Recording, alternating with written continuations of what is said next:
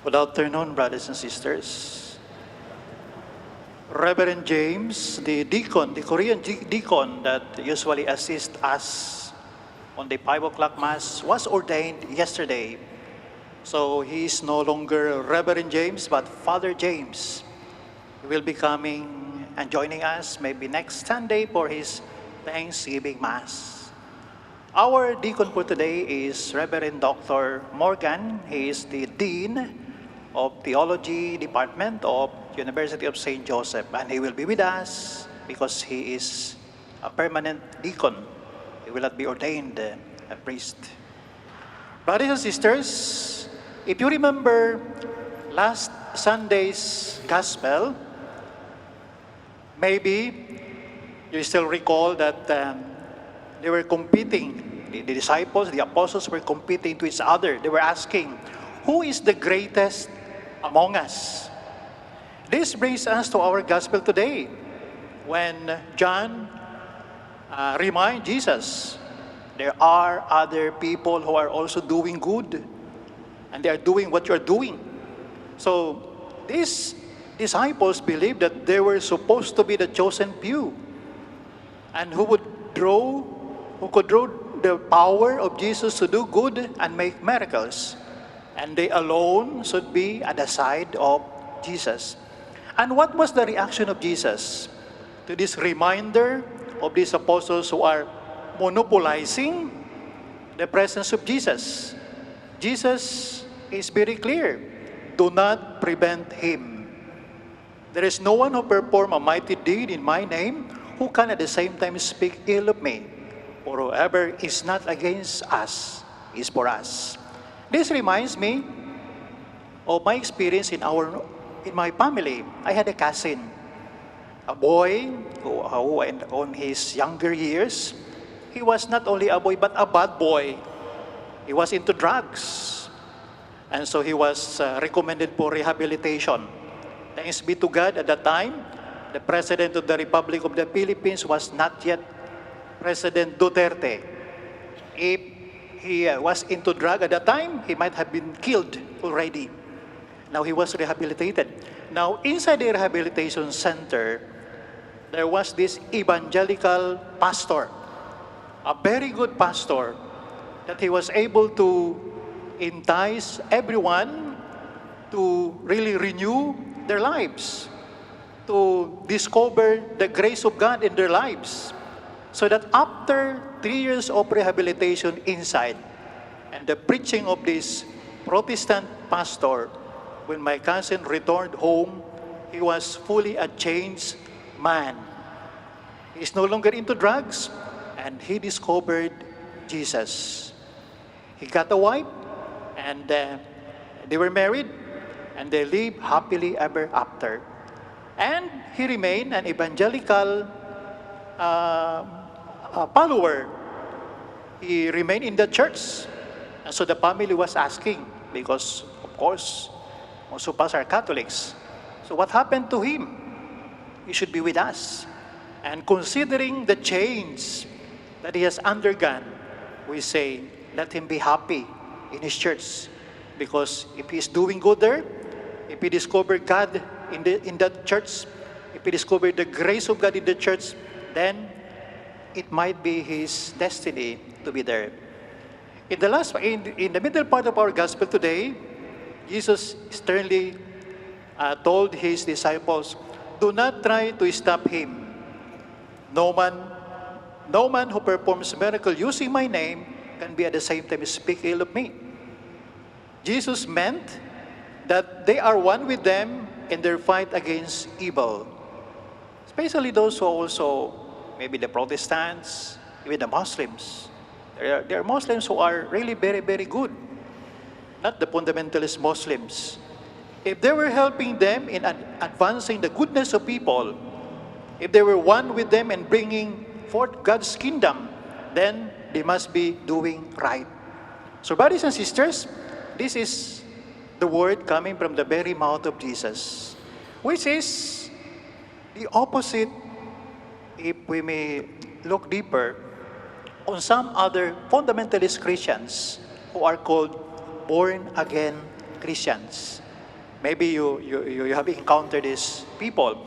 The fundamentalist born-again Christians are different from the Protestants. They are not Protestants. They are fundamentalist Christians. They are even the enemy of the Protestants. And the fundamentalist Christians, the born-again, are the enemy of all. Because they consider all other Christian religion and denomination as doomed to hell. They alone can be saved. This mentality is very much the same with the mentality of the apostles of Jesus at the time, when they have not yet discovered fully the grace of Jesus. They alone can be saved, and they alone should be at the side of Jesus. Most of these fundamentalist Christians have superiority complex, and the pride and the arrogance causes them to be extremely close-minded and judgmental and overconfident people. Maybe if you have experience already dealing with these born-again Christians, they would always emphasize that they alone can be saved. And you, who is not reading the Bible, you will go to hell. Especially the hardened born-again Christians. In other words, the ones that believe that they are saved only because God chose them, and it was outside of their control.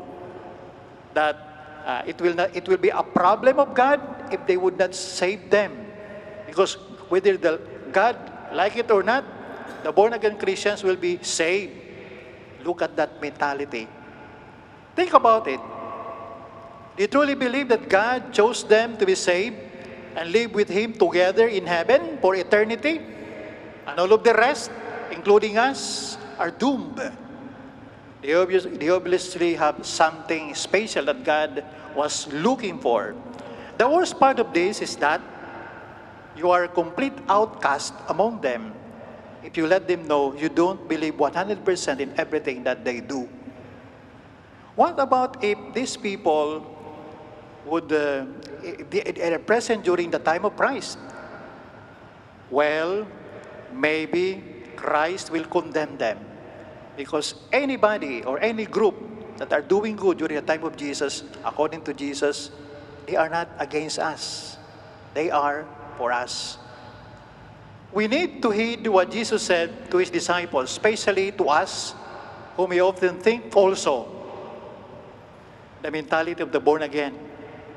Sometimes we think that they alone can be saved, that we alone can be saved, that the church is the place only for people who are better than the rest, rather than for everyone who wants to be better than they are. The message of Jesus is also for us who would like to believe that the church is only for the saints, reserved only for some, and not a hospital of sinners. We go to church not because we are angels, not because we are newly painted saints, but we are all sinners, that we need the grace of God. And also it applies to you and me who discriminate and look down on others because they are not on the same level, class, or status. And the same message is for those who create division based on self-righteousness, claim of being elected ones, an elected few, being guilty of the above. We fasten the great millstone around our necks. Brothers and sisters, even the second reading today says something about the contemporary problem of rupture between the rich and the poor. So James, in the second reading, blames the rich not because of their wealth. He indexed them for confining themselves to their own comforts, or imprisoning themselves within a consumer's mentality, or concerning themselves only with continual growth of their material goods, and for refusing to share themselves and their God-given resources to those who have less. Saint James used such strong language to disturb us. As he said, "You rich weep and wail, and your wealth has rotten." So brothers and sisters, let us ask the Lord to bring us into the realization after heeding this gospel and the challenges of our reading, to also love others who are poor, who may belong to other religion, who are in need of the presence of Christ.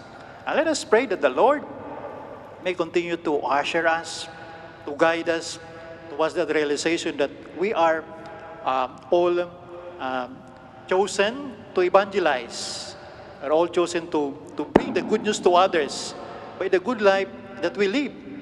We are supposed to do good also for others, and in doing good, we evangelize everyone and bring them much closer to the very heart of Jesus. Evangelization is not only for the priests, the deacons, and the religious, all of us Christians, so that the plan of Jesus Christ to manifest His goodness to others, the goodness of salvation to others, will soon be realized.